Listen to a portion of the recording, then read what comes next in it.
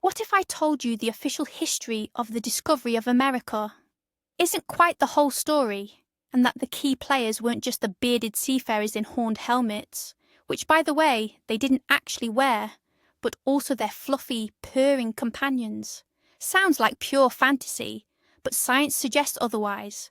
Today, we're going to uncover an amazing secret: how Norwegian forest cats accompanied Vikings to North America 500 years before Christopher Columbus. This isn't just a fun hypothesis. This is a story backed by genetic research, forcing us to rethink how humans and animals truly conquered the world together. Get ready for a journey through time, full of genetic mysteries, high seas adventure, and of course, cats. You'll learn why these particular felines were the perfect shipmates and what genetic legacy they left behind on an entire continent. Before we set sail, let's paint the scene. The Viking Age generally spans the 8th through the 11th centuries, and contrary to popular stereotypes, the Scandinavians weren't just ruthless raiders. They were skilled traders, pioneering explorers, and arguably the finest seafarers of their era. Their longships, or drakkars, crossed the treacherous North Atlantic, reaching Iceland, Greenland, and ultimately North America itself. Now picture one of these ships. The holds are packed with provisions, grain, dried meat, cured fish, enough supplies for months at sea. And these supplies had a terrifying enemy: rats and mice. They didn't just devour the food, they spread disease and chewed through vital rigging. The solution to this problem was simple, brilliant, and incredibly charming: the ship's cat. But the Vikings couldn't use just any cat. They needed a special one, and they had it: the Norwegian Forest Cat, or skåkat. A large, resilient animal with thick, water-repellent fur and the natural talent of a hunter. These cats weren't just pets, they were vital members of the crew. So picture a longship sailing through the cold waves of the Atlantic. It wasn't just a vessel, it was an entire floating microcosm, a closed ecosystem for weeks, sometimes even months. Aboard were dozens of warriors, merchants and their families. Every item, every person and every animal had a specific purpose. Those precious food stores were the absolute guarantee of survival. To lose them to rodents meant certain death by starvation in the middle of the icy ocean. This is why the ship's cat played a role no less critical than the helmsman or the lookout. The cat was, essentially, the Vikings' biological weapon against the primary threat to their voyages. It was the guardian of the provisions, the guarantee that the crew would reach their destination well fed and healthy. This was not a matter of sentimentality or whim. Taking a cat aboard was a pragmatic necessity, as essential as bringing an axe or a sail. And the Norwegian Forest Cats handled this task brilliantly, patrolling the dark corners of the hold with the ruthless efficiency of a born predator. But who exactly is this Norwegian Forest Cat? Let's take a closer look. Known as the skåkat in its homeland, this breed looks like it was custom-made for the harsh Scandinavian climate. They are large, muscular animals, with some males weighing up to 9 kilograms, around 20 pounds. Their most defining characteristic is their magnificent double coat. The long, glossy, water-resistant outer layer sheds rain and snow, while the thick, dense undercoat provides insulation against bitter winter cold. Their powerful paws and sturdy claws enable them not only to be excellent tree climbers, but also to maintain balance and move confidently on a ship's rolling deck. The long, bushy tail serves as a perfect counterbalance and a cosy scarf, all at once. But perhaps their most remarkable asset is their temperament. They are intelligent, fiercely independent, and possess unparalleled hunting instincts, sharpened over centuries in the unforgiving Norwegian wilderness. All these attributes made them the perfect candidates for long, perilous sea voyages. They were low-maintenance, self-sufficient hunters, and highly effective at their job. To the Vikings, cats were far more than mere utility animals. They held a profoundly important place in their culture, and perhaps, most notably, in their mythology. The clearest illustration of this connection is the goddess Freya, who ruled over love, fertility, and war. Myth tells us that her chariot was pulled across the heavens by two enormous feline companions. These weren't mere house pets. They were powerful beings deemed worthy of serving one of the foremost goddesses in the Norse pantheon. This high status in their mythology naturally mirrored the reverence shown to cats in real life. They were widely believed to bring good fortune, particularly when sailing. Sailors trusted that a cat aboard their ship would appease the volatile sea gods and guarantee a safe passage. To harm or kill a cat was considered a terrible transgression, capable of invoking fierce storms or bringing devastating misfortune upon the entire crew. Therefore, the cat on a longship, or drakkar, was much more than a pest controller. It was a living talisman, an amulet connecting these hardened warriors to the realm of the gods. This powerful blend of cultural reverence and practical necessity cemented an unbreakable bond between the Vikings and their cherished, furry companions. Now let's trace the actual route the Vikings took westward. Their expansion wasn't a sudden leap across the ocean. It was a slow, deliberate, step-by-step process. Beginning with raids along the European coastline, they quickly transitioned into full-scale colonization. By the 9th century, they had settled the Faroe Islands and Iceland, establishing the latter as a thriving colony. It was from Iceland in the late 10th century that the seafarer Eric the Red, exiled for murder, discovered a new land. He cleverly named it Greenland, the Green Land, hoping the appealing name would entice more settlers. Each of these voyages was incredibly risky and long. Their ships carried not only warriors but their families, livestock, seeds, and crucially, cats, essential for protecting their precious supplies both during the long journey and once they established new settlements. In this way, the population of Norwegian forest cats spread alongside their human companions, establishing genetic strongholds on every island they colonized. Greenland served as the final launching point, the last stepping stone, before the ultimate leap into the unknown. The primary sources detailing the Viking voyages to North America are the two great Icelandic sagas, the Saga of the Greenlanders and the Saga of Eric the Red. These epic narratives, recorded centuries after the events they describe, offer detailed accounts of the journeys undertaken by Leif Erikson and other Norse seafarers.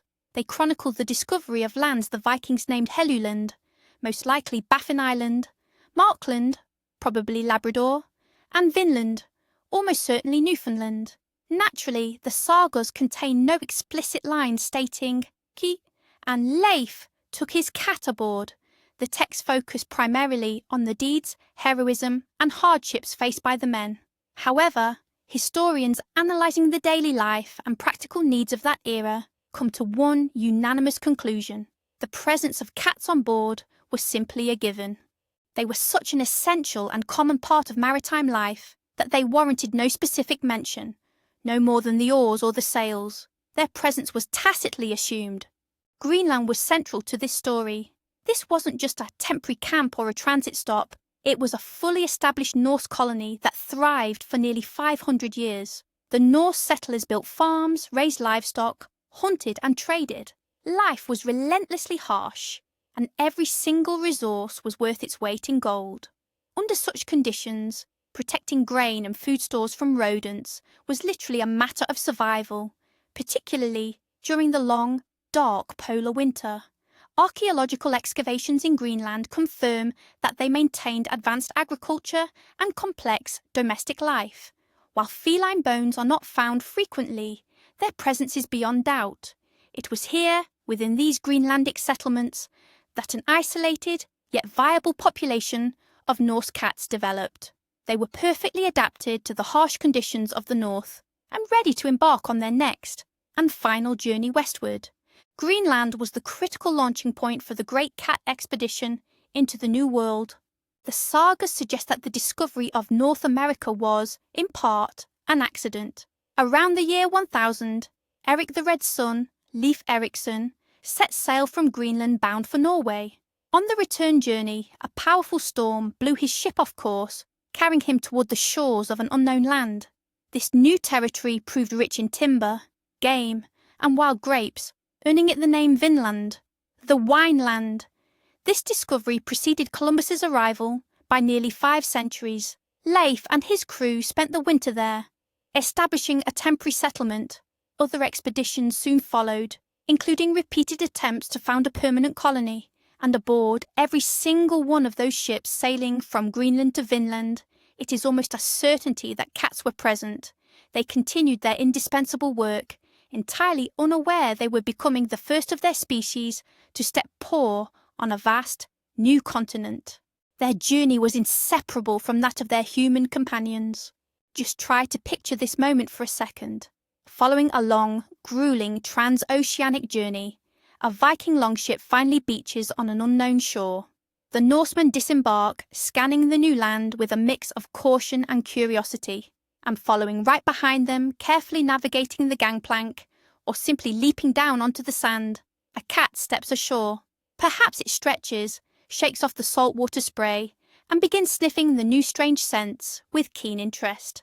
This was a historical moment, though one entirely unrecorded in any saga or chronicle. The very first European domestic cat had set foot on North American soil. It wasn't a conqueror or an explorer.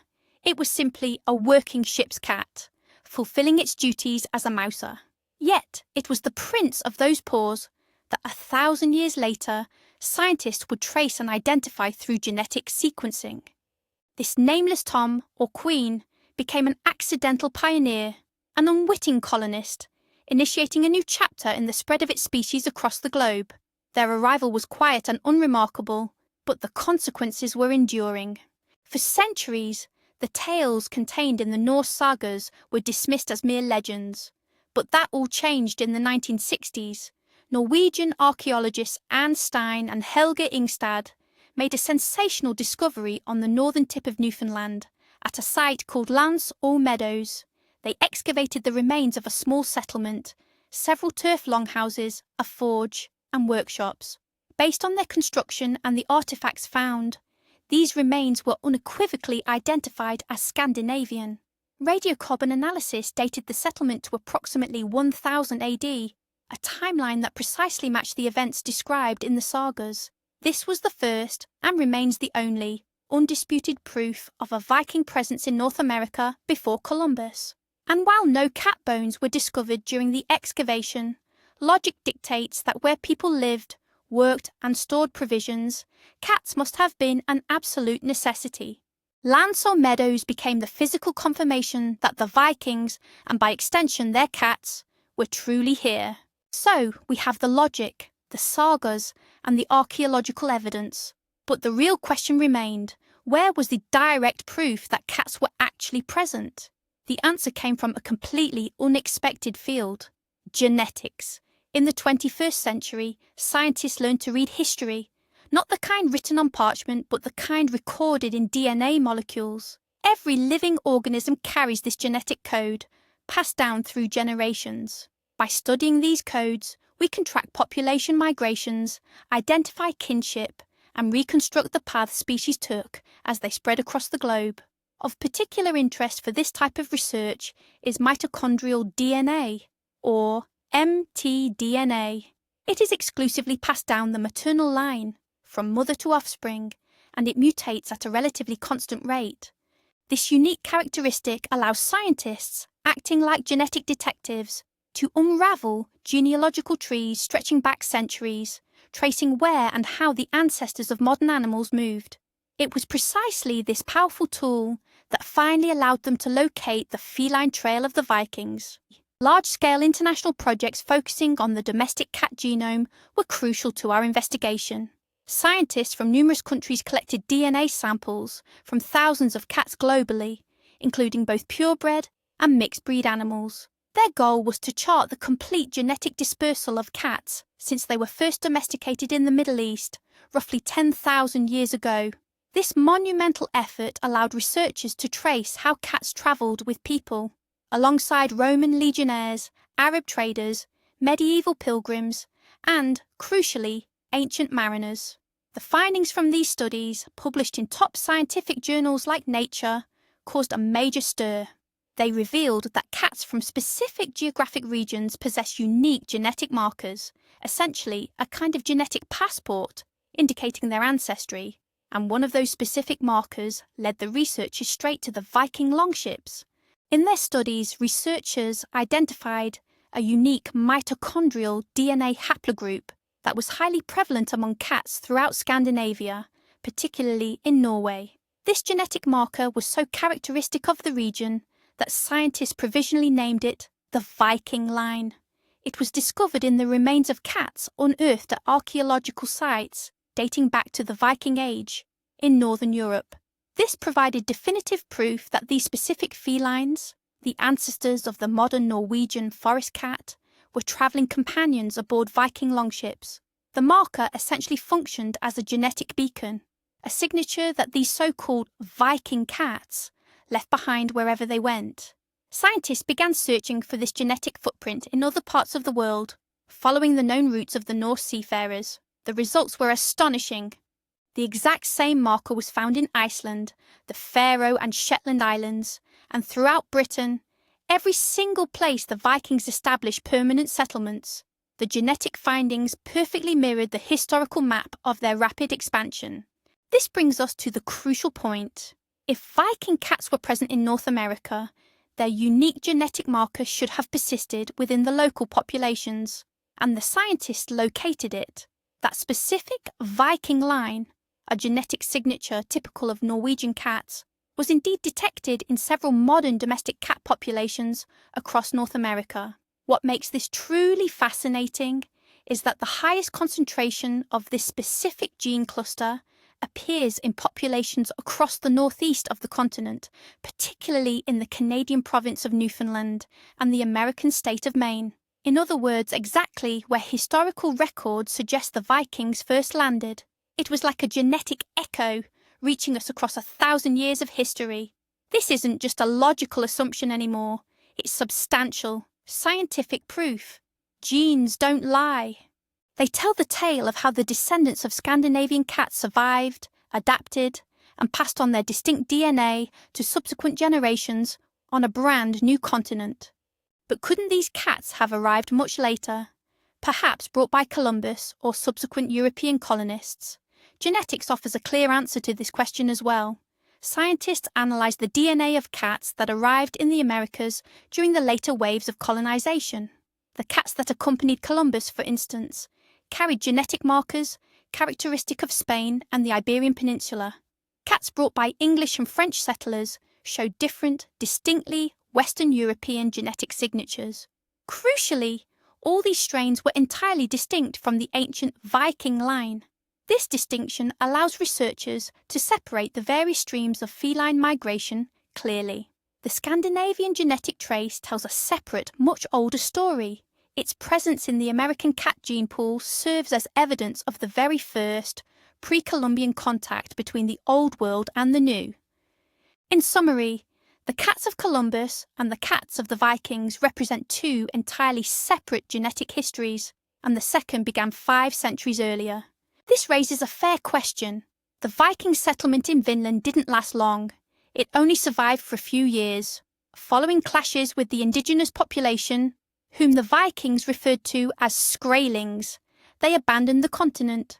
So, how exactly did their cats manage to survive and leave behind a genetic footprint? Scientists have several compelling hypotheses. First, some cats may have simply escaped or gotten lost, subsequently going feral. Newfoundland's harsh environment is quite similar to their native Norway, giving them a decent chance to survive and establish a small, wild population. Secondly, it's highly possible that the cats were traded or simply found and adopted by Native Americans. An unusual and useful animal would certainly have interested the indigenous people. Thirdly, even if the initial population was tiny, perhaps just a few individuals, they could have passed on their genes by interbreeding with later arrivals.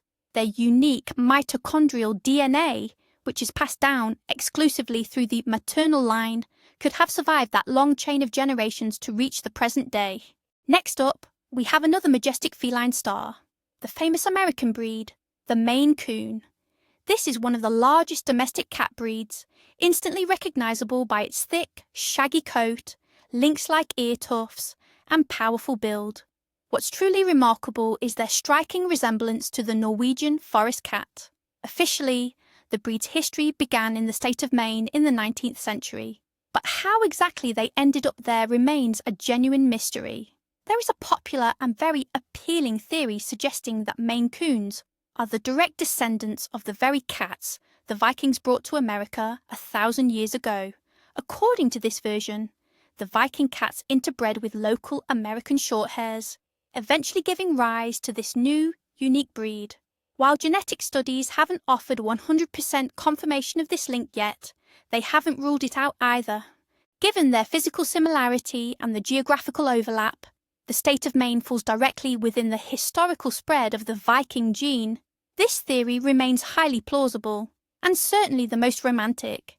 Numerous legends surround the origins of the Maine Coon, some of which are far more fanciful than the theory involving the Vikings. One of the best-known tales suggests the breed originated from a cross between domestic cats and raccoons.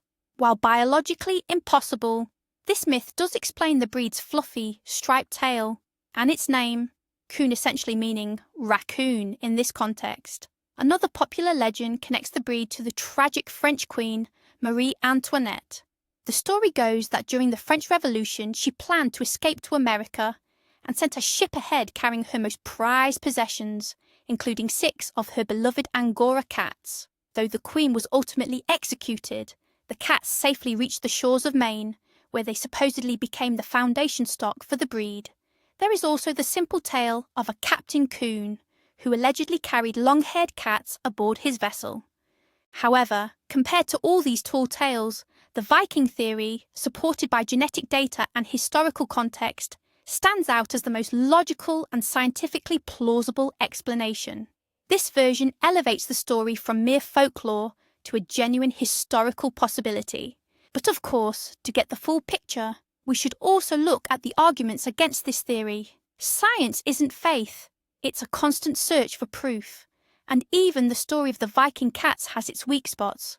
The skeptic's main point is the lack of cat bones found during the excavations at Longs or Meadows. If the Vikings brought cats, why are there no remains? The answer might be simple. The settlement was small and temporary, and the bones of small animals often don't preserve well in acidic soil. Furthermore, skeptics note that the Viking gene could have arrived in the Americas much later, brought by Norwegian or Danish immigrants in the 19th and 20th centuries, for example. We can't entirely rule that out either. As a result, the theory of Viking cats in America currently stands as a highly compelling and well-grounded hypothesis, but it is not 100% proven fact. The scientific debate continues, and perhaps future archaeological or genetic discoveries will finally settle the matter. Why does this story matter so much? After all, who really cares about the origins of the first feline population in the Americas? The truth is, this isn't just about cats. This story fundamentally shifts our understanding of the past. It shows us that the world was interconnected long before the age of exploration. It demonstrates how deeply intertwined the histories of humans and animals are, and how we colonized the planet side by side. A cat aboard a longship, a Viking, drakkar, is a potent symbol of pragmatism, adaptability, and symbiosis. This history blurs the strict boundaries between discovery and contact, illustrating that the interaction between cultures and ecosystems has always been a complex and multifaceted process. It reminds us that history isn't just a rigid collection of dates and names in a textbook, but a living, ever-evolving science where new technologies like genetics can uncover astonishing secrets hidden deep in the past. And in this grand narrative, the humble cat played its own, perhaps unassuming, but profoundly important role. The next time you gaze at your house cat sprawled lazily across the sofa, take a moment to consider its distant ancestors, perhaps the blood of courageous seafarers, those who feared neither raging storms nor freezing waves, runs in its veins. Maybe its ancient ancestor was the very cat that first set paw on the shore of a new continent, curiously surveying the strange new wilderness. This lineage connects our present reality with a distant and heroic past. It transforms an ordinary household pet into a living vessel of history, a true descendant of warriors and pioneers. Of course, your cat is unlikely to recount the exploits of its forebears, but now you know the surprising secret that might be hidden beneath that soothing purr. Every cat remains a delightful enigma, and the tale of Vikings and their fuzzy shipmates simply adds another captivating chapter, deepening our bond with these marvellous creatures. So, what does this all mean? While history books focus on Columbus and his 3 ships, the true pioneers who first set paw on American soil might actually have been the purring descendants of the goddess Freya's revered felines. The genetic markers these cats left behind in the feline populations of Northeast America are living proof that history is far more complicated and intriguing than we ever imagined.